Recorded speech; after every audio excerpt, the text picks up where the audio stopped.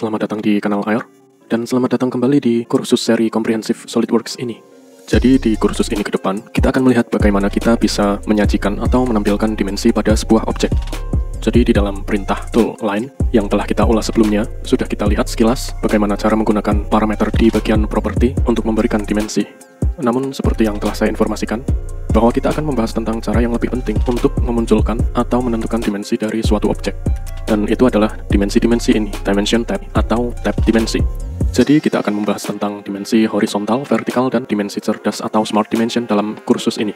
Jadi kemana kita harus memulainya? Kita akan mencoba untuk memulainya dan bisa kita lihat bahwa saya telah membuat beberapa shapes atau bentuk di sini. Dan ini adalah tab dimensi atau dimension tab. Tepat di depan sketch atau opsi sketsa ataupun opsi exit, kita bisa lihat bahwa ada opsi smart dimension atau pilihan dimensi cerdas di sana. Namun jika kita mengklik tanda panah arah ke bawah yang tersedia, kita bisa saksikan bahwa terdapat berbagai macam jenis dimensi dan itu akan tersedia di sini. Pada dasarnya smart dimension adalah yang paling mutakhir, namun kita akan coba untuk melihat beberapa jenis selain smart dimension itu. Jadi kita akan coba untuk melihat 3 tool dimension, dan itu adalah dimensi horizontal, vertikal, serta smart dimension itu sendiri. Jadi seperti namanya, dimensi horizontal, kita akan menghasilkan dimensi dari objek yang horizontal saja. Jadi jika kita akan mengklik ini, maka kita perlu untuk memilih sebuah objek. Jadi jika kita klik objek ini, katakanlah ini adalah sebuah garis horizontal, dan kita ingin memberikan dimensi. Jadi kita harus mengklik ini, dan bisa kita lihat bahwa itu akan menunjukkan dimensi dari objek ini. Jadi ini adalah dimensi default, atau dimensi acak yang ditampilkan. Katakanlah kita telah membuat garis seperti ini. Jadi kita telah membuatnya dengan beberapa nilai acak, sehingga hanya nilai acak yang muncul di sini, yaitu 109,19. Dan karena kita menggunakan mm atau milimeter sebagai unit kita, jadi 109,19 mm. Saat dimensi ini melayang atau muncul, kita hanya perlu untuk mengklik tombol mouse, sehingga akan muncul dialog box untuk opsi dimensi dari objek kita. Jadi seperti namanya, itu akan membantu kita untuk memodifikasi dimensi itu. Jadi apa yang harus kita lakukan? Kita hanya perlu memberikan dimensi yang kita inginkan. Katakanlah kita ingin memiliki ukuran 120, jadi kita hanya perlu menentukannya. Kita hanya perlu memblok semua angka ini, lalu ketikkan 120 di sini, dan kita tidak perlu menulis unit apapun, karena kita telah menentukan unit kita, yaitu berupa mmgs. Tetapi jika kita ingin memiliki unit alternatif, maka kita dapat pergi ke bagian unit ini. Dan dari sini kita dapat lihat bahwa ada daftar satuan alternatif yang dapat kita gunakan. Kita dapat menggunakan sentimeter, kita dapat menggunakan kaki, kita juga dapat menggunakan inci. Dan juga jika kita menginginkan unit lain, kita dapat memilihnya dari sini. Tetapi jika kita tidak akan memberikan unit apapun, secara otomatis akan dianggap sebagai milimeter atau mm. Kemudian klik OK saja. Dan bisa kita saksikan, sekarang telah terupdate menjadi 120. Namun itu bukan berarti kita tidak dapat mengeditnya lagi. Kita hanya perlu untuk klik 2 kali di nilai 120 ini lagi. Lalu kemudian box modifikasi ini akan terbuka kembali. Dan kita hanya perlu untuk menentukan nilai yang baru. Kemudian klik OK. Maka garis tersebut akan teredit. Jadi bukan hanya objek garis, kita juga dapat mengedit dari shape atau bentuk apapun. Jadi inilah keindahan dari perangkat lunak high-end, kelas atas atau perangkat lunak parametrik. Kita bisa mengedit parameter dan sekaligus akan mengedit bentuk atau objek juga. Sekarang mari kita lihat beberapa hal lagi yang berhubungan dengan opsi atau box kotak modifikasi ini. Jika kita mengklik ini, kita dapat lihat bahwa beberapa hal lagi tersedia di bagian atas. Dan yang pertama adalah tombol OK, kemudian silang untuk mengedit atau membatalkannya, dan kemudian ada opsi regenerate. Jika kita memilih atau menggunakan opsi ini, maka pada dasarnya, jika kita memasukkan sebuah nilai, dan kita coba klik di sembarang tempat di luar ini, kita dapat saksikan, kita telah mengubah atau memasukkan besaran atau angka yang kita inginkan. Namun garisnya tidak akan teredit. Namun jika kita klik lagi di sini, di tombol regenerate, maka itu akan teredit. Maka jika kita ingin menggunakan opsi tombol regenerate ini, maka kita perlu untuk memasukkan nilai atau besaran yang kita inginkan. Dan jika kita ingin melihatnya teredit secara langsung, maka kita hanya perlu menekan tombol regenerate ini. Dan itu akan mengubahnya secara langsung.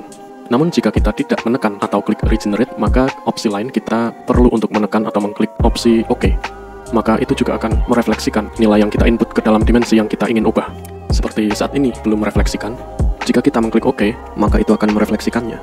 Namun jika kita ingin merefleksikannya sekaligus masih berada dalam kotak modifikasi ini, maka kita hanya perlu untuk mengklik opsi tombol regenerate. Berikutnya di sini dikenal sebagai opsi reverse atau reverse option. Jadi dengan bantuan ini kita bisa membalik dimensinya. Lalu bagaimana cara membaliknya? Jadi kita hanya perlu mengklik yang ini dan kita dapat lihat bahwa sekarang dimensinya telah dibalik. Jadi tanda minus akan ditambahkan dan akan menjadi terbalik. Jadi dengan bantuan ini kita dapat membalikannya. kemudian dengan bantuan ini kita dapat mengubah nilai kenaikannya atau increment value. Dan apakah increment value itu? Kita dapat memutar ini juga di sini dengan bantuan tombol putar ini atau tombol dial ini. Kita dapat memutarnya saja, dan kita bisa memutar atau mengubah nilai dari putarannya. Jadi kita dapat mengubah nilai kenaikan putaran ini. Jadi berapa nilai kenaikan dari putaran ini?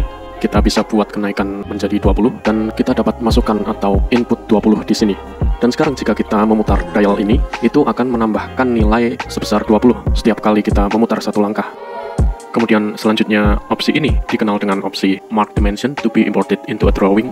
Jadi jika kita menggunakan tombol opsi ini, itu tidak akan merefleksikan atau mempengaruhi di dalam gambar yang kita miliki. Kita akan melihatnya berfungsi secara optimal ketika kita mempelajari sesi atau bagian drawing. Dan itu merupakan opsi terakhir dalam sesi ini, ataupun dalam kursus seri episode ini. Jadi itu semua hal yang ada atau disediakan di dalam kotak modifikasi atau modification box. Dan satu hal lagi, di sini kita dapat menambahkan nilai dengan cara ataupun mode kalkulator. Seperti katakanlah, kita ingin mengkalkulasikan atau menjumlahkan nilai yang kita miliki.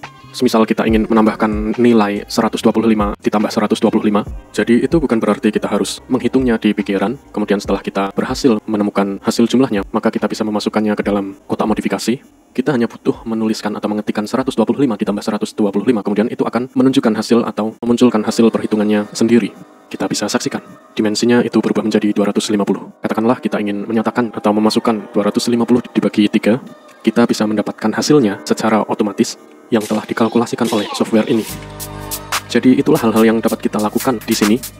Hampir sama seperti horizontal, kita juga memiliki vertikal yang akan kita tampilkan dengan dimensi vertikal atau vertical dimensions tool, yang dimana itu hanya akan dapat memunculkan dimensi dari jenis vertikal. Dan kemudian kita akan membahas tentang alat yang paling mutakhir, dan itu dikenal sebagai dimensi cerdas atau smart dimension. Percayalah, itu akan dapat melakukan pekerjaan dari semua dimensi yang ada. Jadi jika kita memiliki smart dimension ini, kita dapat memiliki atau memunculkan dimensi dari semua jenis shape atau bentuk yang ada.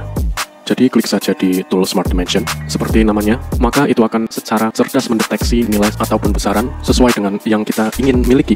Seperti misalnya, kita memiliki garis miring atau incline line, dan kemudian kita akan memilih dimensi cerdas atau Smart Dimension, atau cukup klik pada Smart Dimension yang ada di sini, klik pada garis, dan kita dapat melihat itu akan secara otomatis mendeteksi seperti apa yang diinginkan oleh pengguna. Seperti misal, kita menggerakkan mouse kita di dimensi yang miring atau incline dimension, jadi itu akan mewakili nilai dari garis miring itu atau dimensi dari incline value itu. Jika kita menggerakkannya secara vertikal, maka itu akan menunjukkan dimensi vertikalnya. Lalu kemudian jika kita gerakkan secara horizontal, maka itu juga akan mewakili dimensi horizontalnya. Jadi dapat kita saksikan bahwa itu semua akan menyesuaikan sesuai dengan gerakan atau keinginan dari pengguna mengenai dimensi yang ingin ditampilkannya. Kotak modifikasi yang sama akan terbuka juga di sini. Dan demikian pula itu akan menyajikan besaran dari dimensinya. Seperti misalnya lingkaran ini, itu akan memunculkan nilai dari dimensi diameternya. Ataupun kita juga bisa menampilkan radius atau jari-jari jika kita memilih di pusat lingkaran dan garis luar dari lingkarannya itu. Jadi begitulah yang akan dilakukan Smart Dimension untuk kita.